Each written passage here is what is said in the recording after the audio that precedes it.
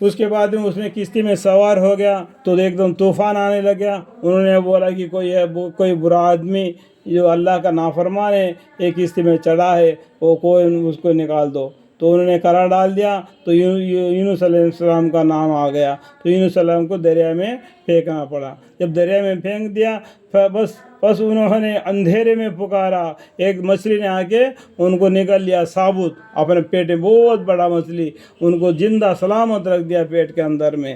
انہوں نے جب پیٹ کے اندر چلے گئے مچھلی کے پیٹ کے اندر تو انہوں نے پکارا، بس انہوں نے اندھیرے میں پکارا کہ الہی الہی آپ کے سوا کوئی معبود نہیں ہے، آپ سب نقائی سے پاک ہے، میں بے شک قصوروار ہوں، بغیر آپ کے حکم کے میں نے قوم کو چھوڑ کر چل دیا، آپ نے ملک کو مچھلی کے پیٹ میں پکڑ لیا. یا اللہ یا اللہ لا الہ الا انت سبحانک انی کنت من الظالمین. پکارا اے الہی آپ کے سوا کوئی معبود نہیں ہے، آپ سب نقائی سے پاک ہے، میں بے شک قصوروار ہوں، میں نے گناہ کر دیا. اس طریقے سے انہوں نے مچھلی کے پیٹ میں 3 تاریخوں میں پکارا، اور اللہ نے بھی بچے کو ماں کا پیٹ میں 3 تاریخوں میں پیدا کر دیتا ہے. جو چمڑے کا ہوتا ہے نا، بدن کا انسان کا جو چمڑا ہوتا ہے 3 پورے ہوتے ہیں.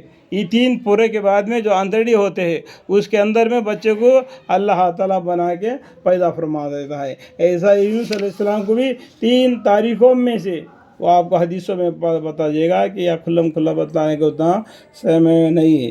سو ہم نے ان کے دعا قبول کی اور ان کو اس گھٹن سے نجات دی، اور ہم اس طرح اور ایمان والوں کو بھی قرب و بلا سے نجات دیا کرتے ہیں جو ایمان لائے ہوتے اللہ کے. وَكَذَّلِكَ نُنْجِي الْمُؤْمِنِينَ.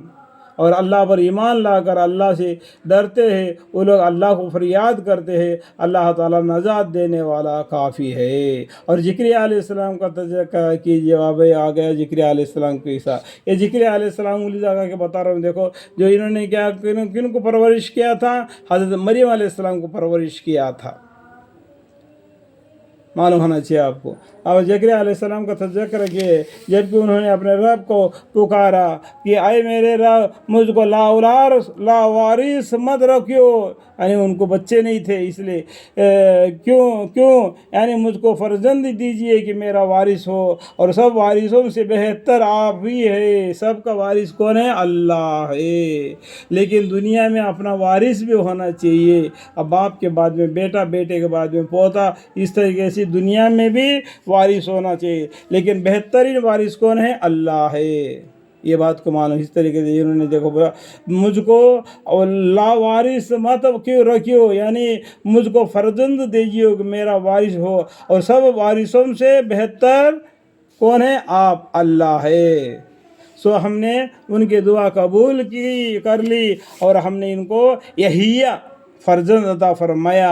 ان کا خاطر سے ان کی بیوی کو جو کہ بانجھ تھی اولاد کے قابل کر دیا. یہ سب نے کاموں میں دوڑتے تھے، جو نئے کام کرتے تھے. اللہ تعالیٰ دیکھو کس طریقے سے ان کو راستہ کھول دیتا ہے دنیا میں. اور امید وعیم کے ساتھ ہماری عبادت کیا کرتے تھے، اور ہمارے سامنے دب کر رہتے تھے. اور بی بی مریم علیہ السلام کا بھی تذکرہ کیجیے، جنہوں نے اپنے ناموز کو مردوں سے بچا لیا.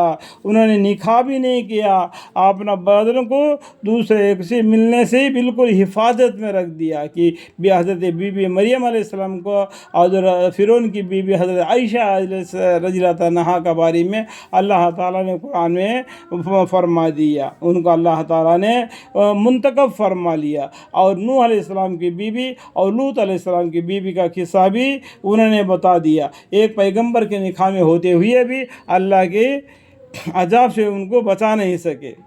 یہ بات آپ کو معلوم ہونا چاہیے.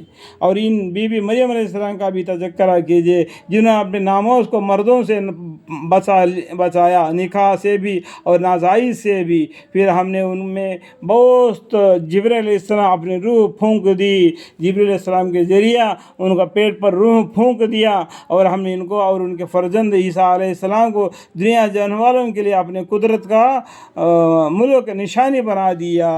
دیکھو آدم علیہ السلام کو کس سے پیدا کر دیا اللہ تعالیٰ نے؟ مٹی سے. اور روح اور عیسیٰ علیہ السلام کو کس سے پیدا کر دیا؟ پھونک مارنے سے، یعنی جبریل علیہ السلام کے ذریعہ اللہ تعالیٰ نے ان کے پیٹ پر کیا کیا؟ گرم ہوا پھونک مار دیے تھے، اسے وہ حمل رہ گئی تھی.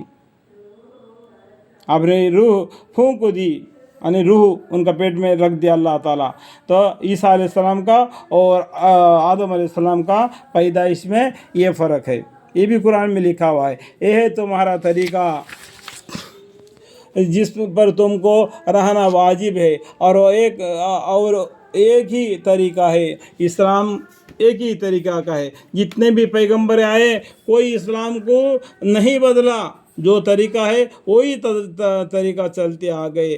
جو ان کو طریقہ اللہ تعالیٰ نے بتلایا وہی طریقہ تم لکھے. سب سے پہلا بڑی بات کیا ہے؟ ایک اللہ کی عبادت کرنا، اس کے ساتھ کسی کو شریک نہیں ٹھہرانا. یہ پکی بات ہے، ہر پیغمبر سے یہی چلتے آ رہا ہے. اور میں تمہارا رب حقیقی ہوں تو تم میری عبادت کیا کرو. اور ان لوگوں نے اپنے امر دین میں اختلاف پیدا کر لیا تو اس کی سزا دیکھیں گے، کیونکہ سب ہمارے پاس آنے والے ہیں. دنیا میں تو من ماضی کر کے تو دین کو الگ الگ کر کے ٹکڑے ٹکڑے بنا دیا. جب ہم اللہ کے پاس آئیں گے تو اس کا حساب لینے والے اللہ کافی